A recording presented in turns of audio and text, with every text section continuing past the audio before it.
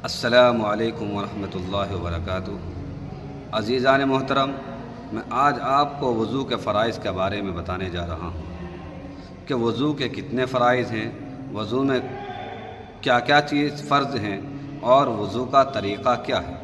تو میں آپ کو بتا دینا چاہتا ہوں کہ سب سے پہلے وضو کا طریقہ یہ ہے کہ سب سے پہلے ہم اپنے دونوں ہاتھوں کو گٹوں تک دھوئیں، 3 بار دھوئیں، پھر اس کے بعد 3 بار کلی کریں، پھر 3 بار ناک میں پانی ڈالیں اور پھر اسی طرح اپنی وضو کو مکمل کریں۔ یہ ہے وضو کا طریقہ۔ اب وضو کے فرائض کیا ہیں؟ تو وضو کے 4 فرض ہیں۔ اگر ان میں سے کسی ایک فرض کے اندر بھی کمی پائی گئی یا کوئی ایک فرض بھی دھوکے سے بھولے سے چھوٹ گیا تو آپ کی وضو کا کوئی اعتبار نہیں اور اس وضو سے کی جانے والی نماز کا بھی کوئی اعتبار نہیں ہوگا، کوئی عبادت اس وضو سے قابل قبول نہیں ہوگی۔ وضو کے فرائض کیا کیا ہیں؟ تو میں آپ کو بتا دینا چاہتا ہوں کہ وضو کے 4 فرض ہیں۔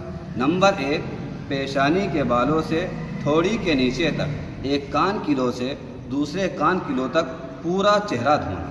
نمبر 2، دونوں ہاتھ کو کوہنیوں سمیت دھونا۔ اور نمبر 3، چوتھائی سر کا مسح کرنا۔ اور نمبر 4، دونوں پاؤں ٹخنوں سمیت دھونا۔ اب بتاؤ، اگر کوئی پریشان حال آدمی اپنی ڈیوٹی سے سخت گرمی کے موسم میں اپنے گھر پر آیا اور وہ اپنے گھر پر آتے ہی اس نے غسل کر لیا، تو کیا اب اس غسل کرنے کے بعد اس کو وضو کرنے کی ضرورت پڑے گی؟ نہیں۔ کیوں؟ اس وجہ سے کہ وضو کے جو 4 فرض ہیں، چہرے کو دھونا، چہرے کو دھونا، دونوں ہاتھوں کو کوہنیوں سمیت دھونا، چوتھائی سر کا مسح کرنا، دونوں پاؤں ٹخنوں سمیت دھونا، اب غسل کرنے کی وجہ سے اس کا پورا بدن بھیگ گیا، دھل گیا۔ اب جو 4 فرض تھے وہ مکمل ہو گئے۔ اب الگ سے اس کو وضو کرنے کی ضرورت نہیں ہوگی اور اس غسل کو کرنے کے بعد الگ سے اس کو اثر نو وضو کرنے کی نوبت نہیں آئے گی اور وہ اپنی نماز کو، اپنی عبادت کو ادا کر سکتا ہے۔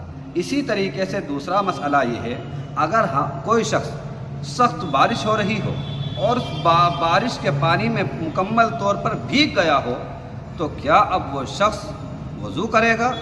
تو اس کا جواب بھی وہی ہے کہ اگر آدمی بارش کے پانی سے مکمل بھیگ گیا اور وضو کے جو 4 فرض ہیں وہ اس کے بھیگنے کی وجہ سے چاروں دھل گئے تو اب الگ سے اس کو وضو کرنے کی ضرورت نہیں پڑے گی۔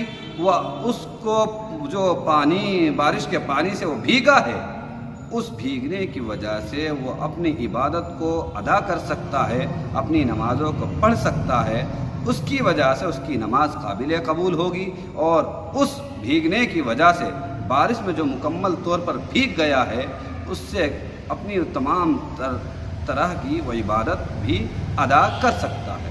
تو اس سے پتہ چلتا ہے کہ وضو کے 4 فرض ہیں۔ الگ سے جو آدمی 3 بار کلی کرتا ہے یا 3 بار ناک میں پانی ڈالتا ہے یا پیدر پہ وضو کرتا ہے یا انگلیوں کا خلال کرتا ہے، تو میرے دوستو یہ وضو کی سنتیں ہیں، یہ وضو کے فرائض میں نہیں ہے۔